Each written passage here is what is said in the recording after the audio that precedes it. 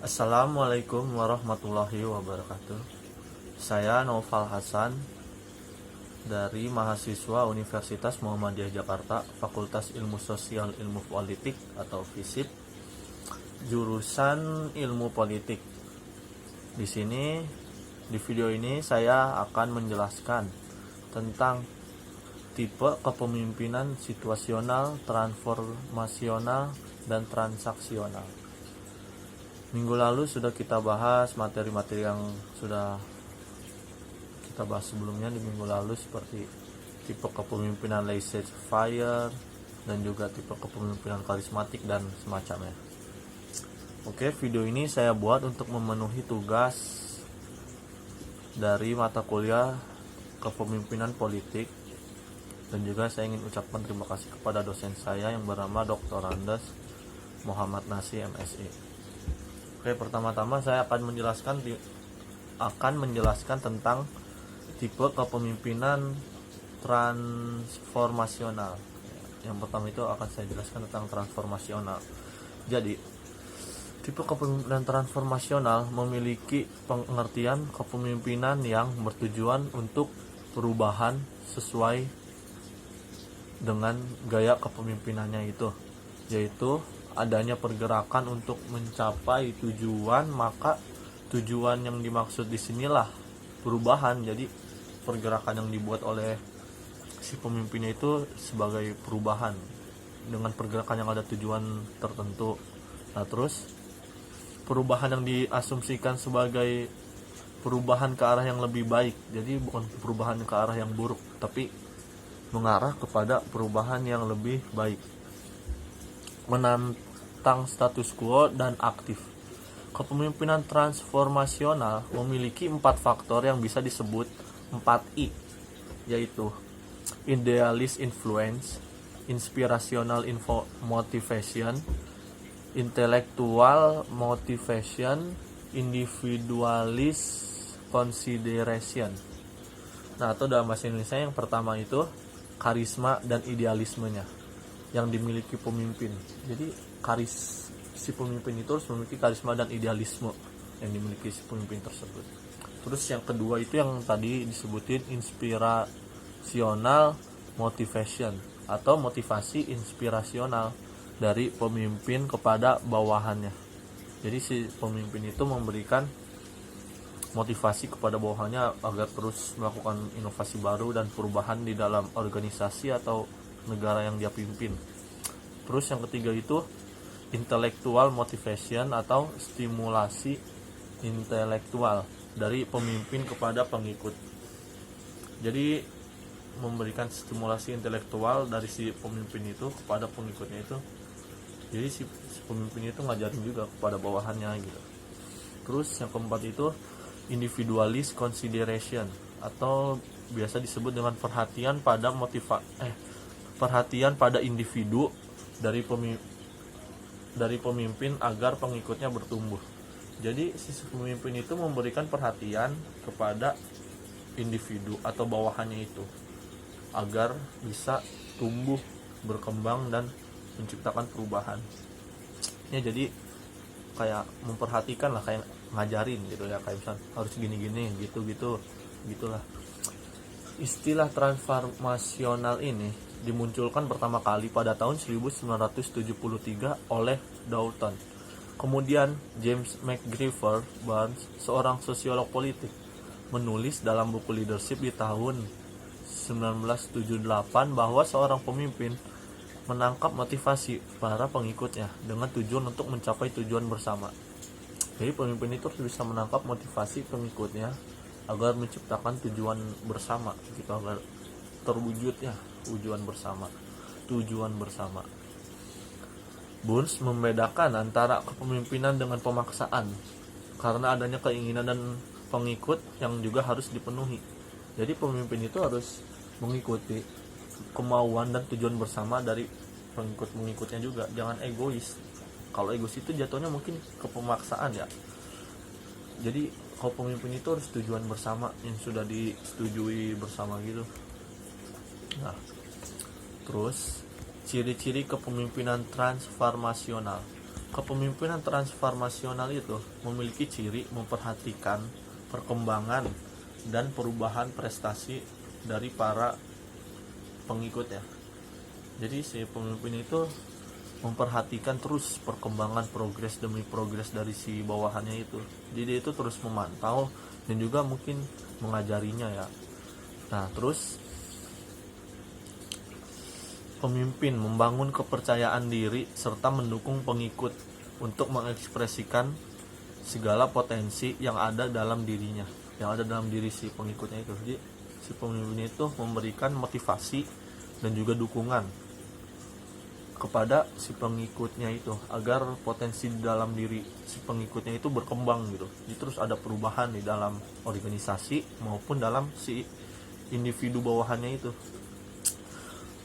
Nah, terus hal itu dilakukan demi terwujudnya tujuan yang hendak dicapai antara pemimpin dan pengikut, atau mirip dengan berjalan bersama gitu, sinkron gitu, saling bantu lah gitu ya. Nah, terus di dalam kepemimpinan transformasional ada beberapa unsur, yaitu unsur pemimpin. Apa sih dalam organisasi itu ada pemimpin ya. Jadi si pemimpinnya itu memiliki karisma di mata pengikut. Pemimpin memiliki visi atau misi atau idealisme yang sesuai dengan harapan si pengikutnya. Jadi memiliki misi dan visi dan idealisme yang sesuai dengan harapan dari si pengikut ya. Pemimpin mampu memberikan pengaruh kepada pengikut. Jadi si pemimpinnya itu mampu memberikan pengaruh kepada pengikutnya. Pengikutnya itu harus bisa terpengaruh oleh si pemimpin tersebut. Nah, terus si pengikutnya itu memiliki inspirasi dan dirinya dan memandang pemimpin mampu membawanya untuk mewujudkan inspirasi tersebut. Jadi ibaratnya si bawahannya itu mempunyai inspirasi. Nah, terus dia itu berharap kalau si pemimpinnya itu bisa mengembangkan inspirasi dia tersebut, dia yang dia punya. Nah, terus di dalam melaksanakan pekerjaannya, pemimpin mampu merangsang atau memicu kreativitas bawahannya itu. Jadi kreativitas bawahannya itu benar-benar dibutuhkan. Jadi si pemimpinnya itu terus merangsang agar kreativitas si pengikutnya itu keluar dalam dirinya. Jadi si pengikutnya juga bisa berkembang gitu. Nah, di dalam kerjasama transformasional, pengikut bebas mengambil keputusan dan bukan karena ada tekanan. Jadi keputusannya itu bebas diambil dengan atas keinginan dari si pengikut, tidak tekanan dari pemimpin. Jadi tidak seperti yang memaksa gitu lah, benar-benar memimpin gitu. Komponen penting dalam kepemimpinan transformasional adalah karisma dalam diri pemimpin dan pengikutnya. Dia harus memiliki karisma. Itu komponen terpenting dalam transformasional. Apabila diartikan secara langsung, pemimpin yang berkarisma adalah pemimpin yang dianggap memiliki anugerah dari Tuhan. Jadi baguslah pemimpin yang berkarisma itu. Nah, terus apa itu? Nah, selanjutnya kita akan membahas kepemimpinan transaksional. Tadi kan udah tuh membahas tentang transformasional. Sekarang kita membahas tentang kepemimpinan transaksional. Kepemimpinan transaksional adalah kepemimpinan yang bersifat kontraktual antara pemimpin dan pengikutnya. Pemimpin membutuhkan pengikut dan menawarkan sesuatu sebagai penukar loyalitas pengikutnya itu. Jadi si pemimpinnya itu membutuhkan pengikut. Nah, terus si pemimpinnya itu menawarkan sesuatu kepada si pengikutnya sebagai bayaran loyalitas dari si pengikutnya itu kepada si pemimpin. Jadi si pemimpinnya itu ibaratnya mungkin membayar bawahannya gitu agar si bawahannya itu loyal kepada si pemimpin itu.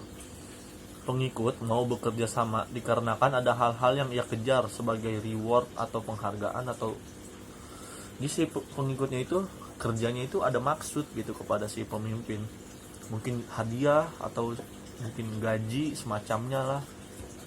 Nah, Sementara itu yang dikerjakan mungkin bukan tujuan pribadinya, melainkan tujuan sang pemimpin. Jadi si bawahannya itu bekerja atau melakukan sesuatu itu bukan untuk memenuhi tujuan dia, tapi untuk memenuhi tujuan si pemimpin tersebut. Jadi bukan murni tujuan dia, bisa aja tujuan pemimpin gitu. Nah, di dalam kepemimpinan transaksional terdapat unsur kerjasama antara pengikut dan pemimpin yang bersifat kontraktual. Jadi unsur kerjasama itu udah ada kontraknya gitu. Misalkan kerja di saya 5 bulan atau berapa, atau sampai tujuan itu tercapai, pokoknya harus ada kesepakatan di awal gitu. Nah, terus unsur prestasi yang terukur. Jadi unsurnya prestasi yang kita hasilkan dalam mengerjakan sesuatu itu akan terukur dan bisa mendapatkan bonus atau reward dari si pemimpin tersebut. Unsur reward atau upah yang dipertukarkan dengan loyalitas, yaitu jadi si pemimpinnya itu memberikan reward kepada si pengikutnya atas loyalitasnya yang telah dia berikan kepada si pemimpin. Jadi bisa berupa uang atau apapun itu yang telah disepakati di awal. Seperti yang tadi, harus ada kontrak bersifat kontraktual. Dibandingkan dengan kepemimpinan transformasional ini, kepemimpinan transaksional, banyak yang menganggap pola kepemimpinan transaksional ini terasa sedikit mengandung unsur jual beli dan merupakan sesuatu yang agak bernuansa komersial. Jadi nuansa yang diperdagangkan gitu. Namun sesungguhnya tidaklah demikian.